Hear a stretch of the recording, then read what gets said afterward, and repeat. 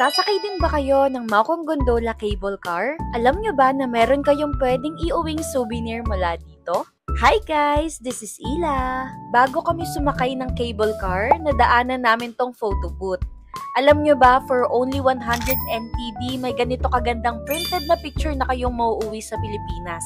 Pwede kayo mamili ng frame na gusto nyo and size ng picture. Pinili nga namin ni Mama ay yung may dalawang wallet size, pero dito sa amin ni Russell ay merong wallet size and panglagay sa picture frame. 3 takes ng picture ang gagawin nyo and mamimili na lang kayo kung ano yung pinaka-bet nyo. Sobrang bilis lang nito at napakaganda rin ng quality ng pagkakaprint. Try nyo na din to para may souvenir kayo mula Maokong Gondola and Taipei Zoo. If meron kayong booking sa Klook and Agoda, you can use my discount codes para makaless kayo. Follow nyo na din ako for more travel tips. Enjoy Taiwan! Safe travels everyone!